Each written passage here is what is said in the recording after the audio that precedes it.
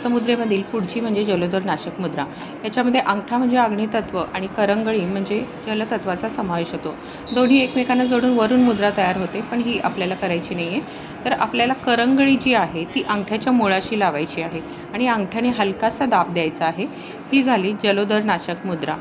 तर या मुद्राचे फायदे काय होतात, तर ही मुद्रा केल्याने शरीरातील जलतत्व वाढते। तर एकूण मेटाबॉलिझम नियंत्रित करण्यासाठी याचा उपयोग होतो। तसंच हायपर ॲसिडिटी मध्ये ही मुद्रा खूप उपयुक्त आहे। पिरियडमध्ये जर जास्त रक्तस्राव होत असेल तर ही मुद्रा नक्कीच करावी। तसंच जर एक्सेसिव्ह युरिनेशन होत असेल म्हणजे वारंवार लघवी होत असेल तर ही मुद्रा उपयुक्त आहे। तसंच 55+ पुरुषांसाठी ज्यांना प्रोस्टेट कॅन्सर आहे तर त्यांच्यासाठी ही मुद्रा खूप उपयुक्त आहे। तर ही मुद्रा नक्कीच करून पहा। आपण 40 ते 45 मिनिटं ही मुद्रा करू शकतो। धन्यवाद।